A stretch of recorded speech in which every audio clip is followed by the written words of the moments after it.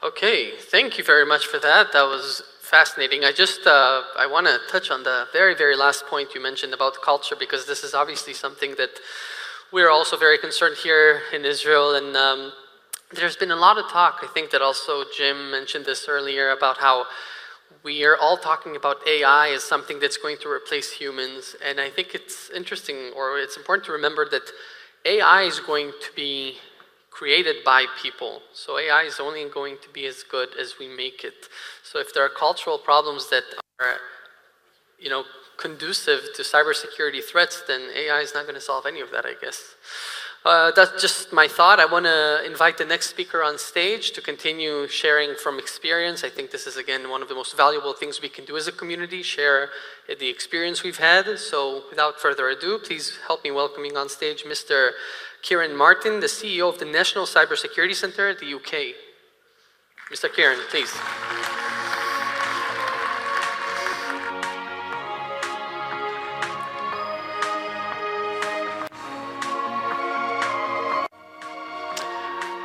Good afternoon. Can you hear me okay?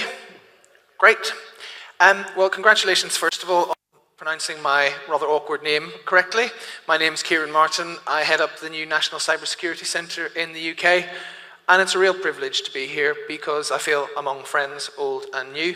It's an honour to follow Chris Inglis, a personal friend and a friend to the organisation I've worked for through his work at the National Security Agency, but also to feel among friends in one of our newest but fastest developing cybersecurity partnerships with Israel. Having said all that, I'm in the somewhat awkward position of feeling slightly upstaged by Americans. That's not a good place for a British official to be. I have to follow Chris with his decades of experience, and this morning you will have heard Tom Bossert offer a new strategic initiative between the US and Israel. So I've hastily had bilaterals with Buki Carmeli of the Authority and Dr. Matania, and we've agreed a new strategic initiative between the UK and Israel. We just agreed to have one. We'll work out what's in it later. More seriously, we have had several hours of bilateral discussions between the UK and Israel on technological collaboration, on operational detection, on policy and communications, and how we manage responses to incidents that affect all of us. And that reflects that special and fast deepening partnership. And if I do nothing else and say nothing else, I just want to thank them, their teams, and the people of Israel for this new friendship on this crucial issue. Thank you.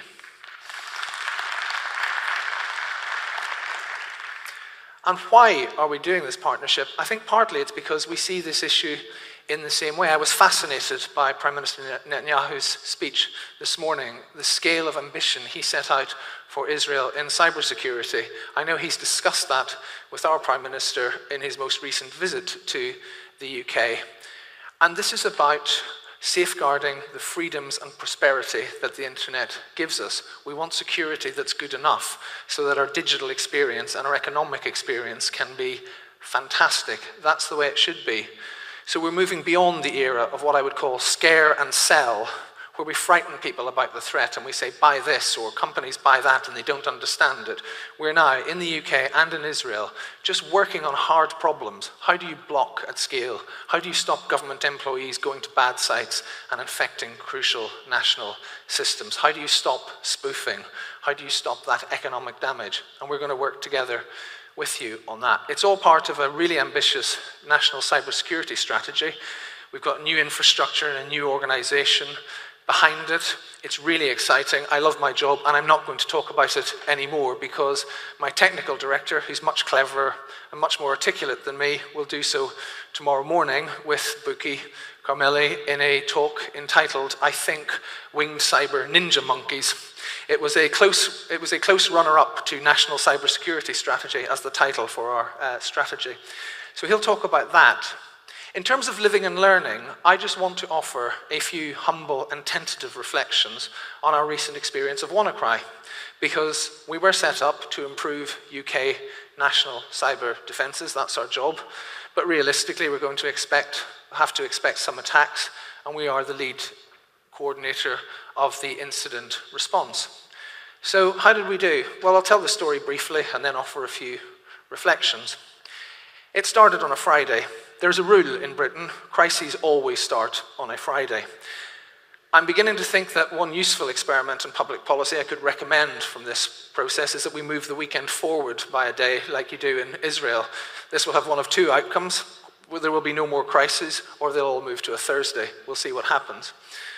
But it started on a Friday, and whilst it didn't have the tragic human impact of recent terrorist attacks, make no mistake that the images of sick people unable to get treatment in various parts of the country was not a welcome sight, and one that we had to deal with as a national priority. So what did we do? It was all about the data and the crowdsourcing of the solutions. We, as part of GCHQ, the NSA equivalent in the UK, we got data that only we lawfully can access. We mixed that with data from industry. We pushed it out as fast as we could. Our infrastructure helped.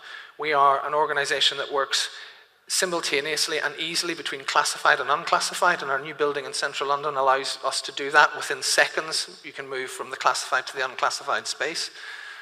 So from Friday afternoon to Saturday afternoon, we worked round the clock with global industry and with other governments, just to say, this is what we're finding. What have you found? Tell us.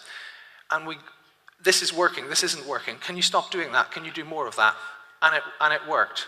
And within 24 hours, we had a piece of specific, detailed, technical guidance out to the nation on our website saying, if you think you've been affected or might be affected, here's how you contain, and here's how you contain the spread and the mitigation. We were worried about Monday morning. So we worked on Sunday to promote that guidance through the media, and Monday turned out to be less damaging than we thought.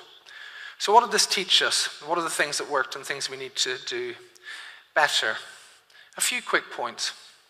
Firstly, when we're dealing with cyber incidents as a government, but I think this applies to companies and individuals as well, we need to predict the unpredictable. We need to be prepared for things that we can't predict. If you'd asked me what will be the first national level cyber incident that's dominating the media in the age of the National Cybersecurity Centre, I wouldn't have predicted a seemingly random global attack trying to blackmail bodies in the health service in the UK, which by policy are not allowed to pay.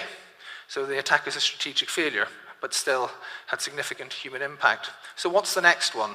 I still think in this maturing field of cybersecurity, we're in the era where a major incident, the main criteria remains, you kind of know it when you see it.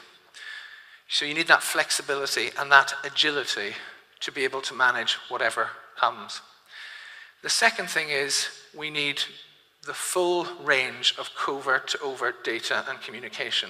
We can't have something over in the classified space here not put to use, and then less effective attempts to tell people what to do. You need to fuse it as safely and as quickly as you can into usable product by other people.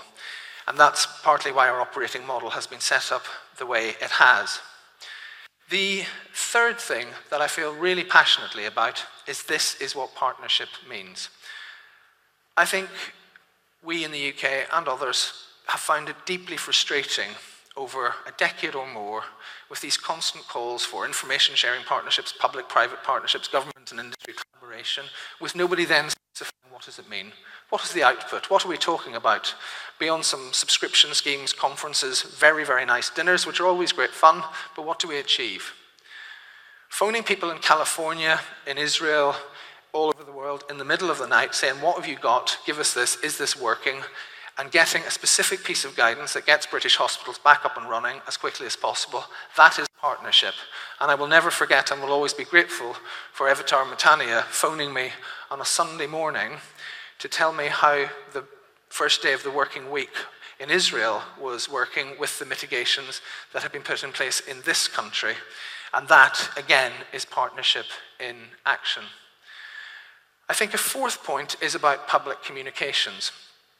These crises sometimes will have a major classified dimension, sometimes not. But we have to communicate with the public. One of the reasons we were set up in the United Kingdom was a 2015 compromise, which wasn't particularly serious, but it was a compromise of one of our major telcos, but it caused public panic. At one point, 4 million citizens in a country of 64 million thought that they were at risk of having their bank accounts emptied, and there was no authoritative public voice to tell them what the real situation was. We have to shift that. We have to change that. Our citizens need to know there is an authority there that has the situation under control or is getting a grip and bringing it under control. But there's another reason why communications are so important. We did all this great work, helped by partners here and across the world, but we needed people to get out there and do it. So they needed to know it was there. So that relentless public messaging over the course of that weekend was absolutely central to bringing it under control. What all of this did, and there are things we can learn and do better, but what all of this did was on the Monday morning meant that we, instead of dealing with a new spate of infections and a new spate of cancelled operations and so forth, we were able to send our best technical people to the worst affected hospital, one of London's trauma centres. And that, in a nutshell, is how we want this model to work. We take away as much of the harm from as many of the people as much of the time, and we deploy our very best experts on the toughest problems. Two final reflections. One, there is no substitute for prevention, and most of the prevention we can do to raise our defences is very simple. We hope we haven't wasted a good crisis, to use the famous American political phrase. We hope that in terms of ransomware, the British public are far more aware of the three things they need to do, and I won't bore you with them, to protect themselves better, that are all simple to implement and affordable. We hope that message has got through. And then what's next? Well, we may be in the era where we're detecting new types of attacks. We're used to looking at attacks from a sort of one-off point of view, but some of you will be aware of a major compromise that we reported in April of managed service providers globally, which is more the feel of a sustained campaign against us and our allies than a one-off attack. How do we manage that? How do we tell the potentially hundreds and thousands of corporate victims about how to get across that? Well, again, we need not to fight the next war. We need to get our systems more resilient, our partnerships more effective and able to respond at speed, and the basic protections in place. Very finally, I know that we can count on a friend here, on friends in the United States and elsewhere. And I think we should be clear about the moral purpose and the value of what we're doing. The internet is this tremendous opportunity for prosperity, and let's work together to secure it, and it is doable. Thank you.